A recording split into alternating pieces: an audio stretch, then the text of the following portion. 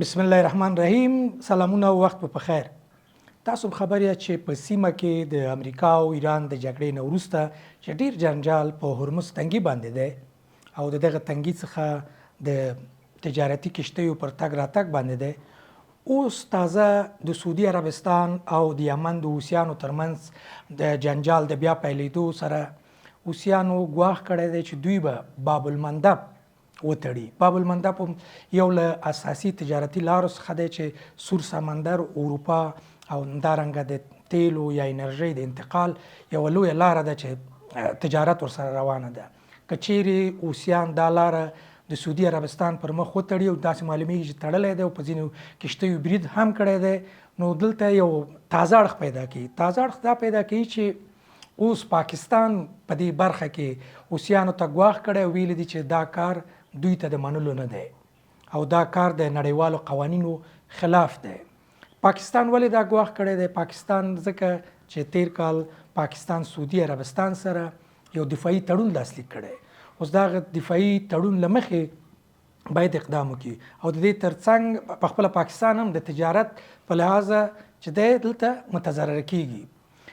اساسي خبره دا ده چې تیر کال هم کله چې د اسرائیلو او د حماس ډلې ترمنځ جګړه په فلسطین کې او حوثیانو د حماس یا د فلسطین په ملاتړ باندې پوځي اقدام وکړ، امریکایان په دوی باندې هوایي بریدونه وکړل.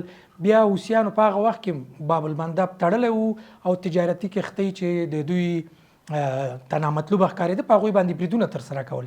یعنی منظور دا چې دوی د اسرائیل او امریکا پروا ونه کړه، نو اوس به د پاکستان د ګواښ څه پروا کوي؟ له بلې خوا نه ویل کېږي چې حوثیان د ایران د ملاتړ څخه برخمن یوه ډله ده. نو که چیرې پاکستان دلته اقدام کوي په دې معنا چې په یو ډول ایران سره مواجه کیږي، یعنی په دې جګړه کې د پاکستان پښه هم داخلیږي. له بلې خوا نه پاکستان امریکا نه د 10 میلیارده ډالرو مرستې یا بسپنې یا قرضې غوښتنه کړې ده. امریکا خو هېڅکله په فکر نه کوم چې پاکستان ته مفتې پیسې ورکړي او تر اوسه پورې څه ویلي هم دي چې دا پیسې به ورکړي که ور نه کړي، خو حتما د کوم پروژې په بدل کې به دا پیسې که پروژه د امریکا کومه نوې پروژه په سیمه کې د پلي کېدو په حال کې وي، نو کیدای شي پاکستان ته دا پیسې د قرض یا مرستې په نوم باندې ورکړل شي. له بلې خوا نه نن د ځینې پاکستاني رسنیو راپور دی چې پاکستان په تیرو یو یا 2 کال کې په تجارتي لحاظ باندې چې د افغانستان سره لاره تړل شوې ده او تجارت بند شوی دی، دوی تقریبا 14 میلیارده ډالره تجارتي کسر لري. یعنی دا بل تاوان دی چې د پاکستان حکومت ځان ته اړولی دی.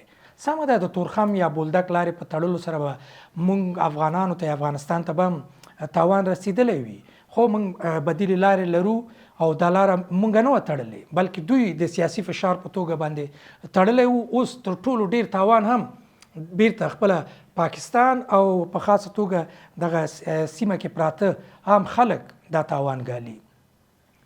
د دې ټولو سربیره د بخښنې نړیوال سازمان هم ویلي وو چې د کابل کې کوم هوایي برید چې د پاکستان پوځي رژیم کړی وو او امید روغتون باندې او ناروغان یې هلته په شهادت ورسول، هغه ویلي وو چې دا یو جنگي جنایت دی. که څه هم د پاکستان د بهرنیو چارو وزارت معمولا دا خبره رد کړه، خو یوه خبره ده چې دا د افغانستان د خلکو په حافظې کې پاتې کیږي او نړیوال هم په دې باندې پوه شوي دي.